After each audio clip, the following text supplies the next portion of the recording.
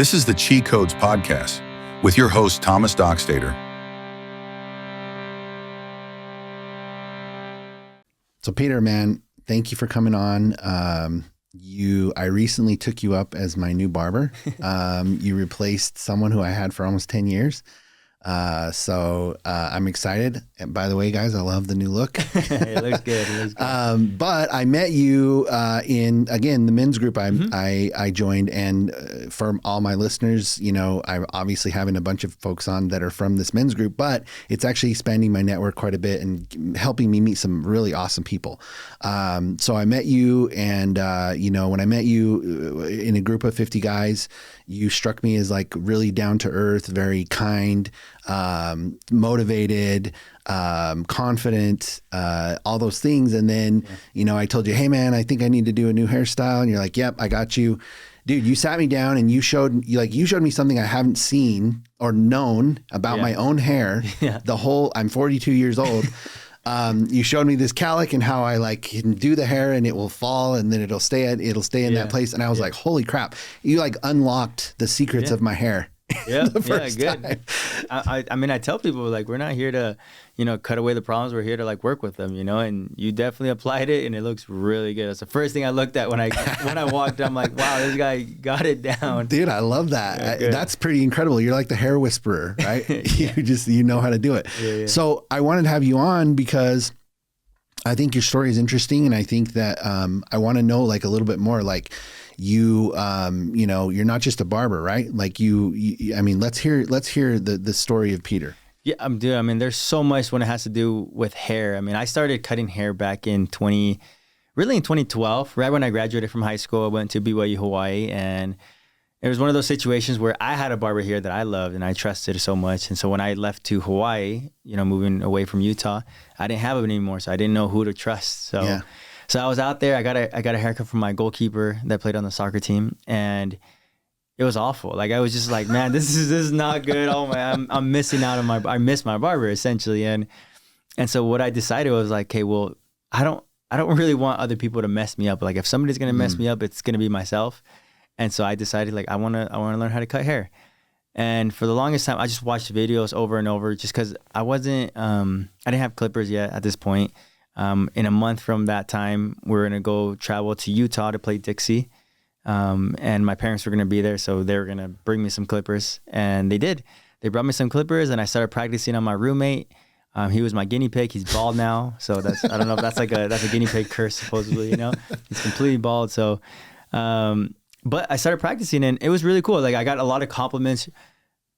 People thought I was like such a natural. And I did feel like a natural, you know. Like I said, I just watched so many videos prior that I felt like I never got lost. And I learned all the knowledge and then I applied it right when I got the clippers. It wasn't the other. Most people get the clippers first and then they try to figure it out after. It was the opposite for me. It wasn't intentional. It's just that's just how it worked, and it worked.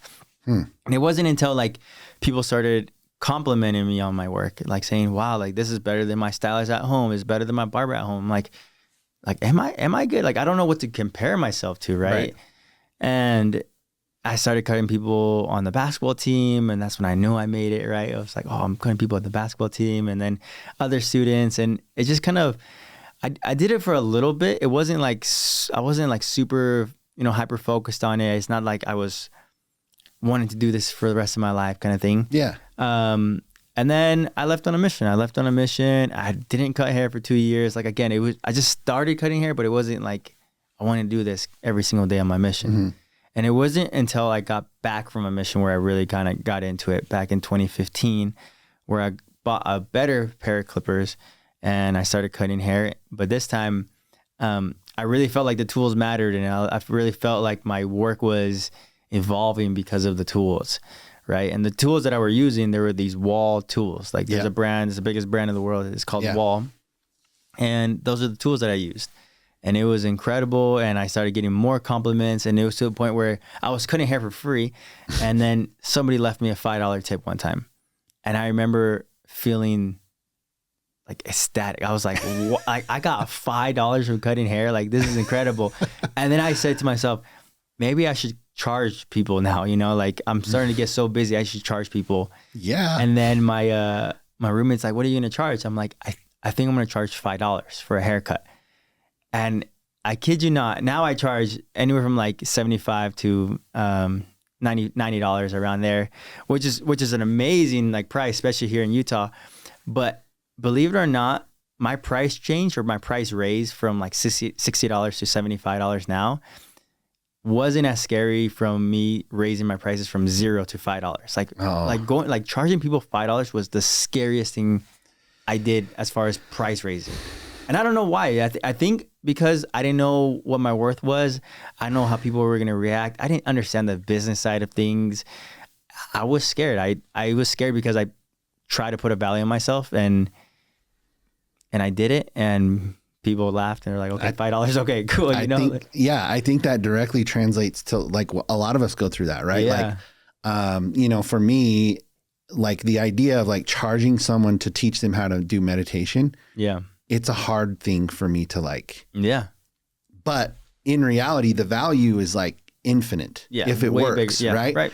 And when you get into that world and you start realizing what people are charging, like this is the best example. So I have like a DJ setup, right? Mm-hmm. And I've had it for like years and I just mess around with it. I've done it for people, but I never have charged for anything. Mm-hmm. Well, we're planning our wedding, right? Mm-hmm. And Sophie's calling around, like asking, like she's looking at how much is a string quartet? How much is a DJ? How much is this? How much is that? Yeah. She's like, babe, they're all $3,000, $4,000, this, that. And I'm like, holy smokes. Yeah. And I'm like, we just need to find some younger kid who doesn't realize how good he is. Yeah. And we probably have, but anyway, that's such a great, I love that. I love that because like, it's actually the belief in yourself that hasn't been established yet. And that's what it was. It wasn't established. It literally freaked me out. And it's crazy when I tell that story. It's like, why did I freak out so much when I charged $5 and why didn't I not freak out when I jumped from 60 to 75? That's a big jump, especially here in the state of Utah when you compare it to like the average haircut price, right? I think, isn't it really like 30, 35? In Utah right now, it's about like, anywhere from 30 to 40 now. So it's gone up a little bit, but I mean, and I've talked about this before in another podcast, but there's a barbershop on the right of me, like literally not even a block.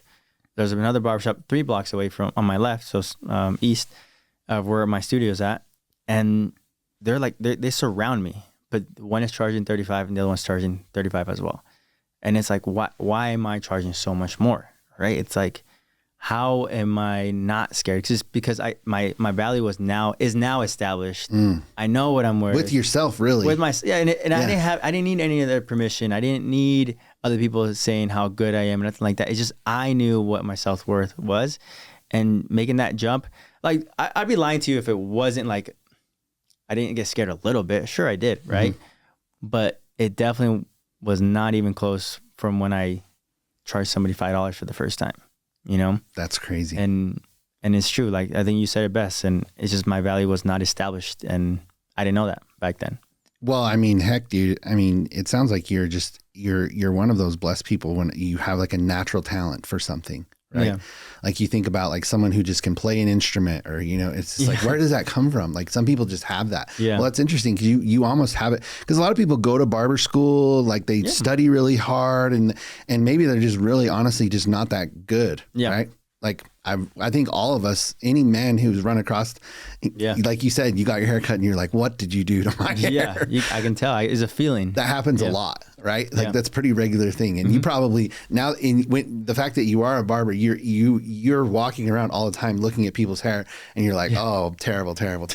I've done a lot better lately. Okay. Like, for the last couple of years, I've tuned it out where like I just talk to people and I just talk to them, Like, even when I saw your hair, like, I tuned it out, but it wasn't until you said, it's so funny. What would you do with my hair? You unlocked that door. Yeah, you but that's so interesting because like I had the same haircut for so many years, and then like I just for something about it didn't feel natural. I guess that's probably the best way to say it. Like when it was right in the right thing, it was okay. Yeah, but like it just something about it wasn't natural, and I'm like, even for my age, I'm just like, I need to like have something more like, I don't know, just like permanent, right? Yeah. It can't be looking like some trendy thing, Yeah. Anyway, but I love, like, I'll say this, you charge more, but I got instant value because you showed me something that no one has showed me or told me the whole entire time I've had, you know, my hair. And so that right there is like, oh, now I have this trust, and it's like, heck, I'll pay this guy the money. Like, that's not even a question, right? If it adds value. Yeah. I think that's incredible. So but you don't only do that, right? I don't like tell people what you should do until they ask me. So once you started charging $5, then like talk to me about like, what was the progression? Like what happened? So, I mean, I got even busier, which again, I didn't know that was going to happen.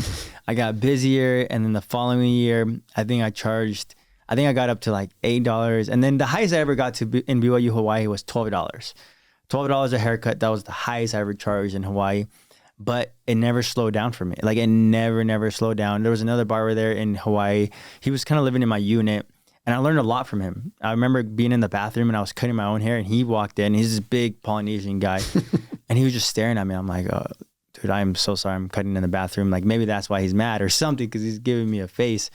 And then he was just like, do you need help with the back? I'm like, do you know how to cut hair? He's like, yeah.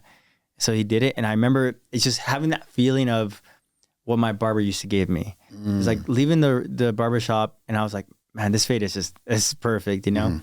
And he did a taper on the back, and then he gave me a mirror, and I'm like, wow, like it's a feeling that made me stick to him. It's not really like something, I don't know. It's just his energy, but obviously his talents is what made me like, wow, it reminded me of a good feeling that I had when I had my barber here. And that's why I was like, well, dude, you gotta teach me. You gotta teach me more stuff. And to be honest with you, he's the one that like really taught me like a lot of stuff. And he's like straight from Polynesia, like Tonga, and so he did things a lot differently. Like I remember with the straight blade, you know, you have a blade that can go over the beard or do the lineups. I have like a little holder that you put the blade in, and it's safe, and then you cut. He didn't even have a holder. He would just bring the blade, and he'd bend it, and he'd just use that. Oh, geez. Just the blade alone. I'm like, the one slip up and you're cutting this guy, you know, or if it unbends or it like flicks out, like so many ways like you can go wrong on this. And he just did every lineup, every design just like that. I'm like, okay, this guy is just a natural. Talk about natural. Like if you think I have a natural talent with this, Brett, like his name is Brett, and wow, he had super human natural talent with that stuff. And it was really, really cool, like just being, just kind of like watching him do stuff and other Polynesian type hair. And then we started like I remember when he had too many clients come in, like he'd give me somebody, or if I couldn't do somebody, I'd give him somebody, right? So we'd bounce back. And one thing that struck me that I'm remembering right now that came across my head, he never charged $1 to anybody. When I felt like I was the student in a way, right?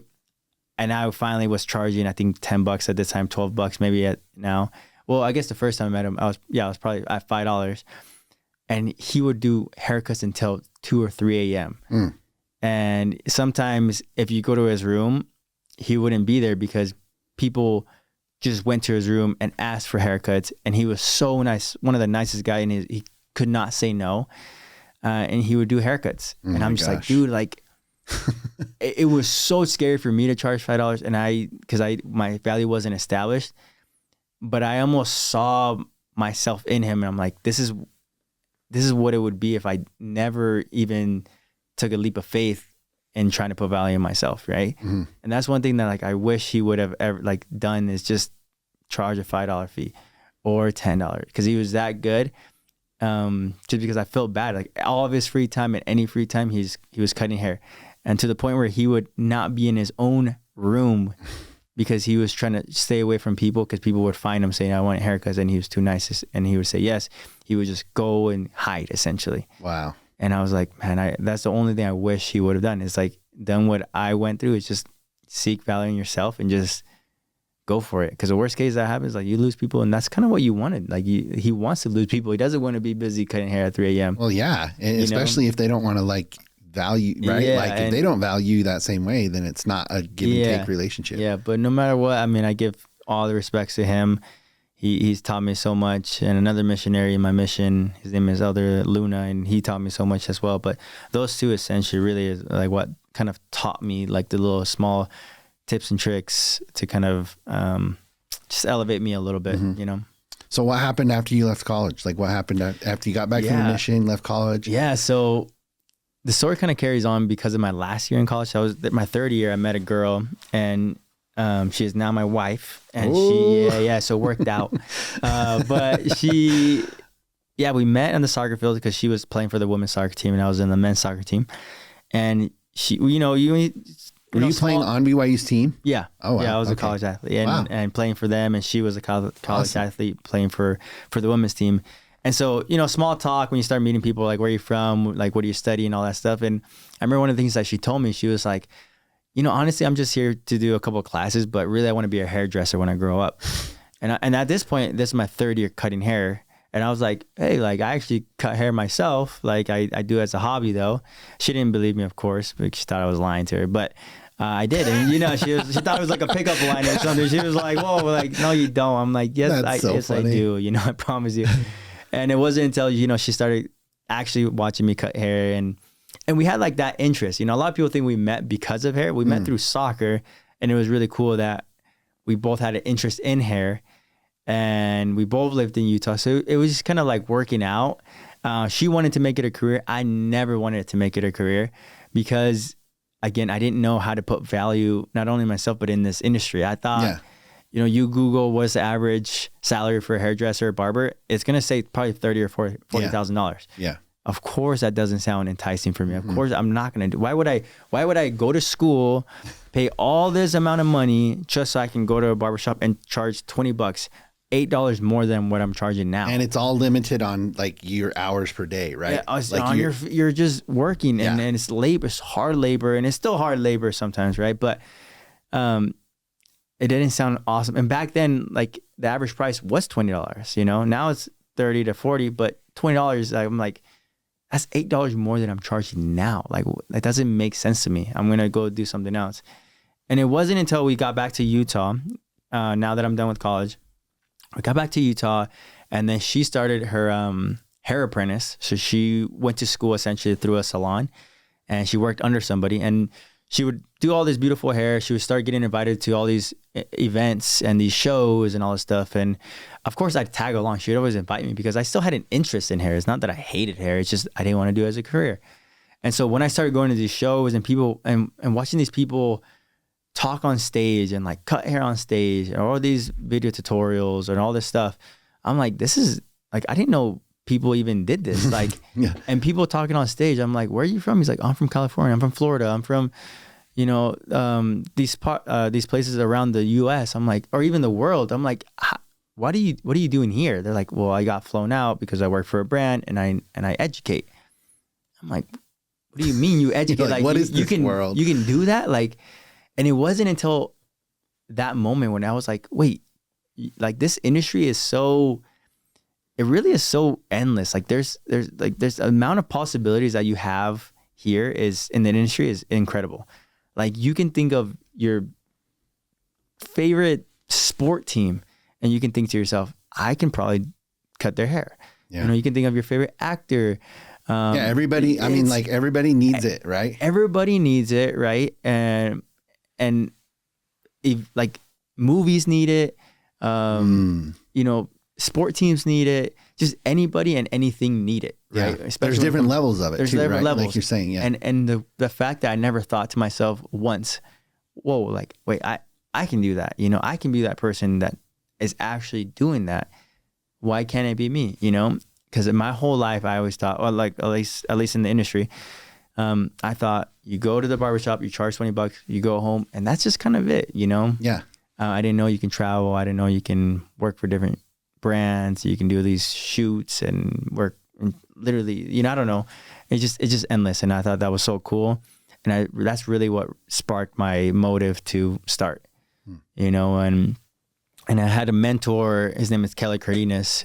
He's the boss that my wife worked under. Mm-hmm. He's the one that really, like, kind of gave me a better perspective. And I think that's what it is in life, right? Like, it's just having a different perspective in anything and everything. Like, you think one way, and then just by having a conversation with somebody else like you, I'd be like, I see it like this. And you can be like, well, I see it like this. And that can totally just change the narrative. That can change my future because I'm seeing it in a different way that maybe I'm blind to seeing it, right? And then you unlock those doors. Yeah. Kind of like the thing, like you were doing a certain thing with your hair for your whole life. And then you ask me, you say, what's your perspective? Well, let me give you my perspective because I have a little bit more experience in this, right? And that's what happened with the mentor of mine. He had more experience than me. Like I was this young, naive. I didn't know anything in this industry. And he was like, dude, no, like what you know is nothing, you know? I'm like, what do you mean? He's like, if you want to educate, go educate you. And he gave me this perspective. And I was like, holy crap. Like I want to do hair, you know? At least he started my interest in like taking it seriously and doing hair.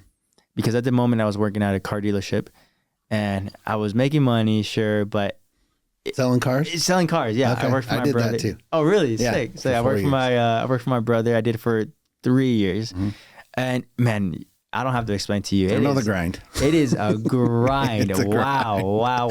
Yeah. It was a grind, and I just remember feeling like this is my dad's and my older brother's like profession. Like it kind of runs in the family. We've always worked on cars growing up. But I was like, I just felt different. I was like, I need to do something different. I love what you guys do, but I just want to have a new route. And I actually quit. And I actually was going to go do pest control, summer cells. Yep. And I bought a plane ticket. We had a dinner with my family saying goodbye to everybody. Like I remember eating some pho and we're saying like, all right, like good luck for the next 3 months.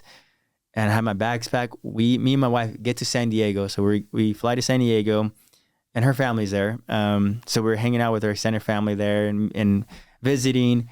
And then we're there for 2 days. And then the next day I'm supposed to get on a flight to go to Milwaukee and she's getting on a flight to go back to Utah. So at this point we're newlyweds and we're going to live separate for 3 months. And she was going to like, you know, come and visit every 2 or 3 weeks. Sure. But I remember sitting in San Diego, we're at this like big flower patch and I just had this just drenching feeling like do not go to do summer cells. And it was weird because it's like I was so confident in it. Like I already had this doubt and now I made a decision to go summer cells and I felt great about it. Why am I feeling this now? Like the day before I'm supposed to be in Milwaukee doing summer cells. My contracts are signed. I have my roommate, like everything is set. My bags are packed. I already said bye to my family. I quit my job, you know? Yeah. And I had a conversation with my mission president and he was like, you know, sometimes you gotta trust God and just trust that, you know, maybe he wanted you to obey him the first time and now he's really testing your obedience. Like how much are you willing to obey him now? And he said these words and I remember he said, I think you know the answer to your own question. And he's like, I'm just going to leave you to it, you know? And he hung up and I hung up and I was like, I don't think I can get on that plane tomorrow. So I did not get on that plane because I didn't have a flight back. We actually just drove back. We drove back to Utah. I tried to get a job back at the dealership as a regional manager, but they're like, no, the regional manager position is already full, like, which makes sense. He's like, you can be a salesman again. I'm just like, no, I don't want to do, no. So then I remember having that conversation with Kelly Cardenas and he was like talking about hair and I'm like, okay, maybe it's time. I don't know. So I called Paul Mitchell in Provo. It's a cosmetology school. I set up a free hair tour. I showed up, they walked me around the school. They're like, this is this room, this is how much it is. And I remember saying, I need to sign this contract now. Like, I don't want to wait until next week. If I don't sign it right now, I'm going to have too much time to think and I'm not going to do it. Yep. So they signed me up. I started a few weeks after that. And then, I mean, I'm so grateful that I took that leap of faith. I'm so grateful that despite my family line of doing cars and running a car dealership, I did my own thing that most people are very scared to do, like take the entrepreneur route, you know, and they are entrepreneurs, right? But I'm saying I feel like another type of entrepreneur because I'm veering away from what the family does. Like uncles do it, you know, they did it. And it's like it felt like another type of entrepreneurship because I'm veering away from my family's entrepreneurship. Right. Does that make sense? Yeah. And it was There's more resistance. Yes, it was a lot more resistance. Yeah. And to be honest, like I did the cosmetology school and not that there's anything wrong with it, but stereotypically like a guy being in cosmetology school, especially back then, it was viewed as super gay. Like it was like, wow, this is super feminine. Like, and I was just like kind of embarrassed. I was like, to tell friends, like anytime I saw somebody on the streets, I was like, yo, what are you doing? Are you going to school? Like, and they're like, yeah, I'm going to BYU or UW or something, whatever. And I would just, please don't ask me like if they ask me what I'm doing, I'm like, oh, I'm going to school too. But if they ask me where or what school, I'm like, okay, here we go. Because every reaction was different, you know? And most reaction was good, is supportive. But of course, I got some of my close friends are like, oh, nice. Like they're like, I'm like, interesting. I'm like, you here to tell us something? I was like, yeah, I was like, no. And, but man, it was incredible. I think a lot of my success, honestly, most of my success happened because of what I did in hair school. I mean, I was young, you know, I had so much energy. Like I didn't have kids. I didn't have a dog. Like it was when you're at a point where you have this energy, I like tell all these people, like I just texted my, he's technically family. I think, I don't know. He's my brother's wife's nephew. So, but he wanted to be a barber and I kind of helped him start hair school. And I texted him just this morning. I said, dude, how was your first week? Cause he started last week. And he's giving me all these feelings. He's like, I'm so uncomfortable. And he's doing cosmetology as well. And I'm just like, man, remembering how I felt, you know, and I texted him this text. I'm like, give me a call or text me every single week. I want to know how I can help you out. I want to know, give me an update on how you're feeling. Like, let me help you like Kelly helped me, you know? And I just want to make sure that he knows that I have his back. And I want to make sure that he knows that, dude, this is like, you're good, you know, and I want to help you feel good. Yeah. And it wasn't for the people around me that like kept motivating me to keep doing it, you know? And I of course I saw some little success that also motivated me too, but it was definitely the people that surrounded me that like helped me, you know? And so I kind of want to just be that for other people as well. That's awesome, dude. And it's incredible. And I love that. Like I've been able to help a lot of guys like start hair school, and it's cool. It's a cool. So you got out of school and then like, did you just go, you know, booth rent or something, or what did you do? So in school, like, I mean, there's a lot of things that happen in school, but I always, something I discovered in school was that I wanted to be an educator, you know, cause when you start school, like I bet 99% of barbers, they get a thought of, I can't wait to open up my own barbershop. That's just like the thing to do, or that's the thing that most people think, when I have this, I made it, or like, I don't know, right? Yeah. It's a level of accomplishment, and it is a level of accomplishment. I think that's an incredible thing to do. But people view that as like the highest success. And one thing that I realized in school was, man, everybody, almost every single day is telling me, I should open up a barbershop. When are you going to do it? Why don't you do it yet? You know? And I was like, yeah, I'm going to do it. And there was a point in my life when I was like, wait a minute, like, why do I want to open up a barbershop? Like, this doesn't make sense. Like, am I opening it up because everybody wants me to do it, or is it because I want to do it? And I kind of came to a conclusion, like, I don't want to open up a barbershop. Like, that doesn't sound amazing. There's so much responsibility to go with it. But then it's like, what do I want to do? And it was, I want to educate. Like, I love remembering that moment when I went to those shows when I was before school, and I saw people on stage, and the fact that people flew them out and paid them on top of that to teach on stage in front of, I don't know, a couple hundred people. It's like, what, like, how do I do that? Yeah. You know? And so what I did in hair school is I started just making tutorials online and just like teaching, and step 1, step 2, whatever, you know, just getting my voice ready.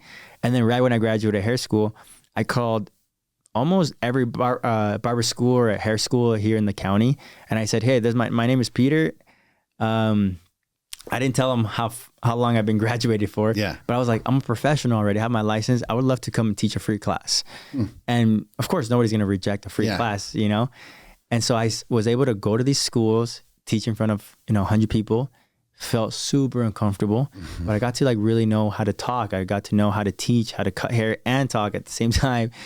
And I just was able to gain that experience because of how many free classes that I did. People don't understand, like, you're so good at teaching, like, but it's because I taught so many classes before I was contracted to teach. Right. And it was all for free.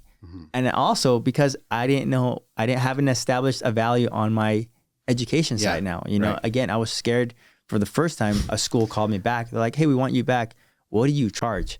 You're like, I don't know. The feeling of like me charging $5 again came back. I'm like, I've never been here before. That's you know, I don't know. dude. Like, what do I compare myself to, you know? So cool. And so I just You're like, what did the other people quote you? No, literally, one thing I've always learned is like, if you don't know something, just call someone that's doing it, you know? So I called them. I'm like, well, how do you charge? Like, what do you charge? How much for an hour? You know? I'm like, I can't say that. So I'd be like, so I had to say like a quarter of it, you know? It was crazy, you know? And, but it happened, you know? So I was able to try out for a big brand, Wall Professional. Yep. They did a big audition online and I tried out. And how they did it back then was you essentially submit a online tutorial and they want to know how you talk, how you cut hair, how clean you are, your work, of course, right?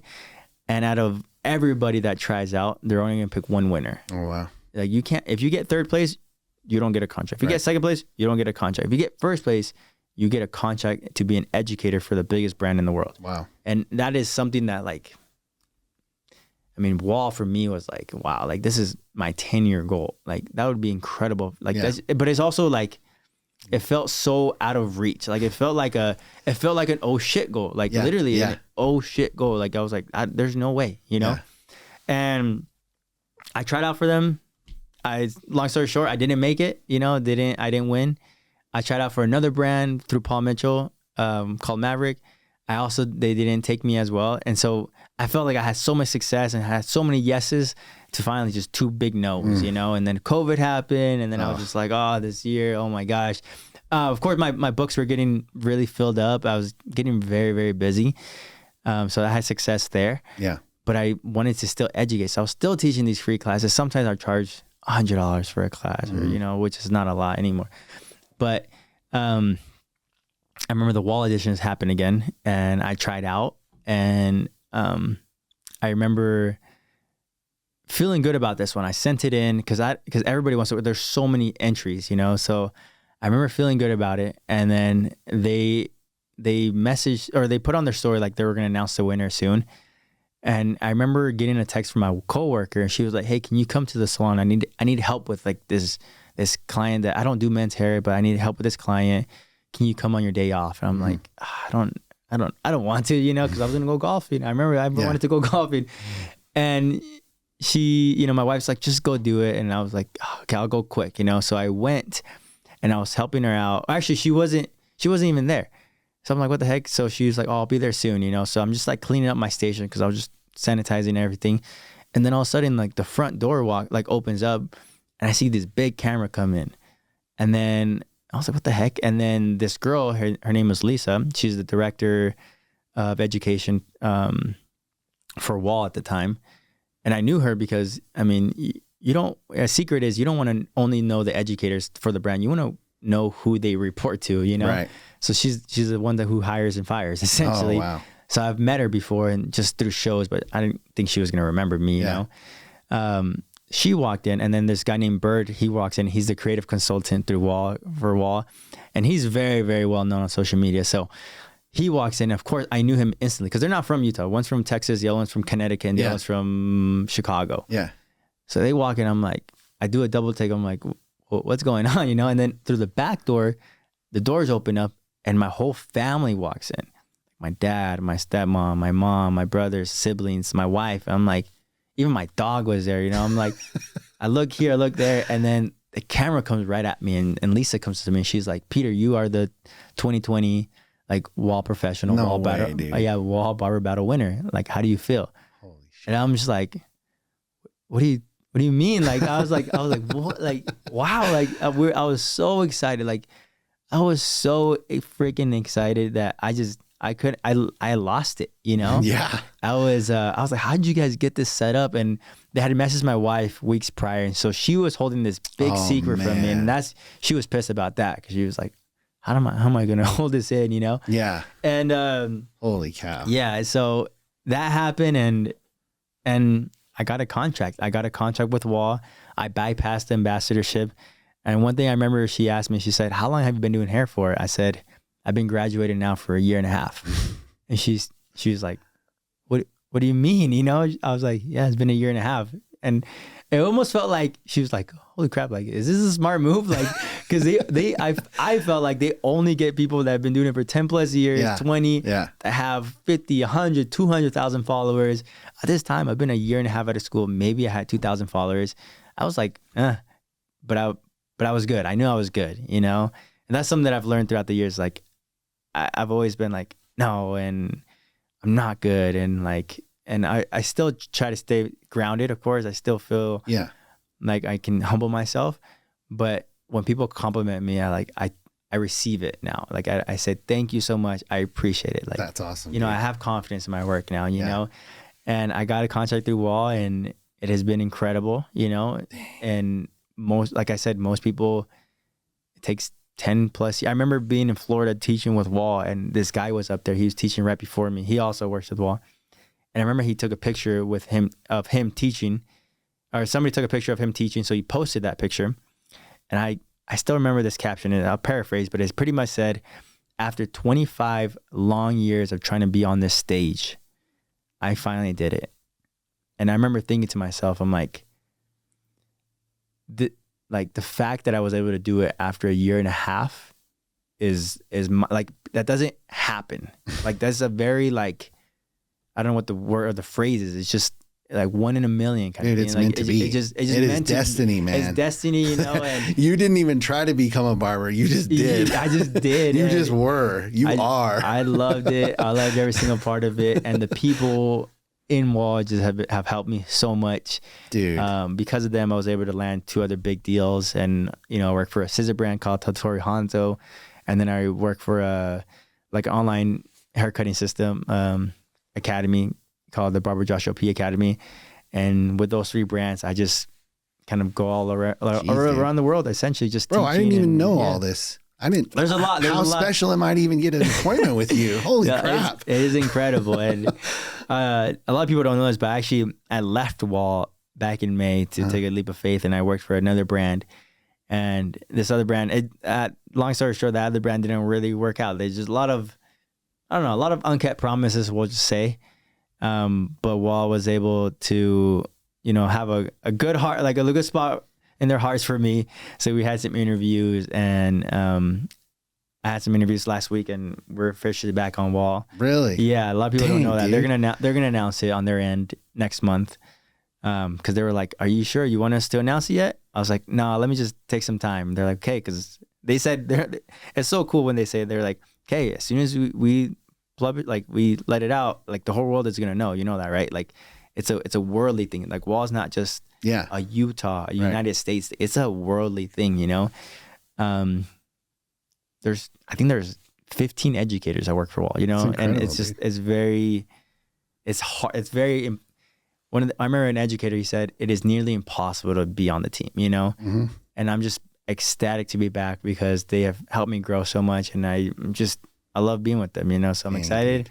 We'll announce that here next month. But yeah, people knew I left, and I'm glad I'm back, you know? Dude, that's an incredible story. First of all, that's amazing.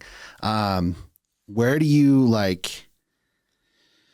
you joined the men's group, like what's your yeah, dude. Where's your North Star now? Like, cause you've obviously achieved so much. Like where's your next level? What's the next thing that you're like, man, if I could do this? Yeah, dude. You know what's so crazy is that because I was so young and I had so much motivation, like I said, a lot of my success happened because of that time period. Yeah.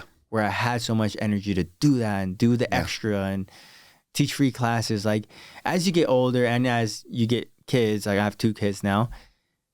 I don't know why. Like I know kids can motivate you, and they do teach me the reason why I do things.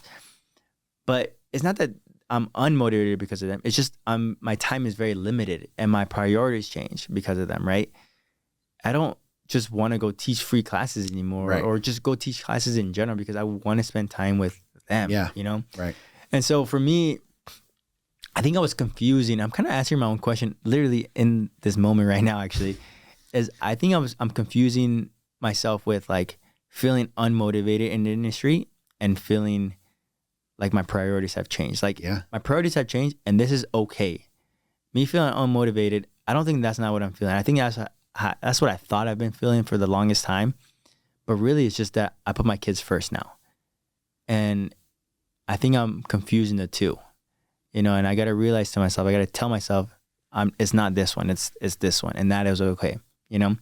And so for the men's group, I joined because I thought I felt some kind of unmotivation. Like I just like, I did so much and I was growing and I just feel like I don't want to plateau of sorts. I'm plateauing because I did it all. Like I don't like, what more can I do? And like, I don't know what to do anymore, you know? And I am finding some motivation now, you know, but I'm still feeling that like imposter syndrome. Like, do I even want to go teach these classes, you know, sometimes. Yeah. And so I'm getting over that right now. And it's a great feeling to like, just say that this is what it is, you know? So it sounds like to me, it's not motivation, it's inspiration. It's inspiration. Like there's like, you like you said, you've achieved these things that some people took 25 years to do. Yeah. Right. And so now it's like, okay, you've achieved all this stuff and it's like, all right, you have the young kids and that's a super important thing to be a part of because you can't ever get that time back. Right. So it's almost like I believe in everything is as it should be at all times. Yeah. And so it's like, you might be getting a little not a lull in your career, but just like a slowdown area where you can have the freedom to be with your kids. Yeah. And I promise you, I guarantee you, because it's already happening for me pretty rapidly, but just changing your environment and being in a group of men that is like very highly motivated and a lot of successful people, it's like, it's making me see avenues that I didn't see before. Yeah. And it's making me think like, oh my gosh, I never thought of that. So I think something will strike lightning and you'll be like, oh, this is what I need to do. I don't know why I feel like it's gonna be like a breakthrough moment rather than like I know little things I don't notice, like little things are changing and I just don't notice them, right? That will cause like a big effect. Yeah. But when that big effect happens, I feel like it's gonna be a big one. Yeah. You know? And I have started like feeling those like small little moments where I get inspiration. I'm like, oh, I should do this again. And even my wife leaving to come here, she was like, you need to host another hair. I used to host hair events. She was like, you need to do that. And I'm like, you never tell me that, you know? And the fact that I was already thinking about that, I have 2 events that I want to do, but she's thinking to do the bigger one, but I still want to do these other 2. But the fact that we're like, I feel like it's starting to the energy is starting to come back for where I can like kind of break through in this industry again. And I've broken through, but like there's tears, you know? Yeah, of course. And it's just like, I'm excited. I even posted on my Instagram today, and I don't really post anymore, you know, but it's like, man, like I forgot this feeling. Like this feels good, you know? I'm like, I'm getting this motivation. It's like, it's coming. And well, dude, how did Paul Mitchell become Paul Mitchell? Dude, you know what I'm saying? Yeah. Like that started somewhere. Yeah. Like, and whether that's what you want or not, like that's like the heights in which you can go to are like endless. Yeah. Especially when it comes to that. Yeah. Not talking about endless, dude. It's endless. I want to have a hair school. I can't, you know? Yeah. I mean, dude, you're so, you know, you got a high amount of success at a relatively young age. Yeah. Which is awesome, which only sets you up to have that, like, to really get to that next level of like success. Yeah. No, I'm excited. That's pretty cool, man. I'm excited. I really appreciate you coming on. This is an incredible story. Actually, way more. I didn't realize all of this. So even better. Yeah. Good. I'm so happy you came on, man. You know, is there anything that you want to kind of promote or, you know, help people get in contact with you if they want to contact you? Or I mean, my Instagram is @P.cuts. You know, if anybody needs haircuts, I mean, I do them, but I work in Lehigh.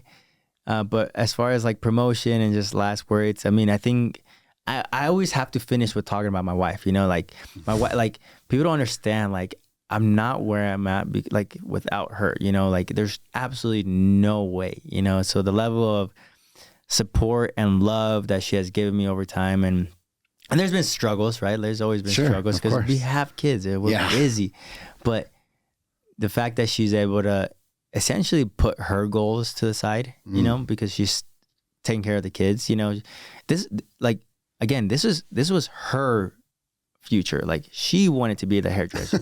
She's the one that like wanted to do this for the rest of her life. Yeah. I was the one that was against it.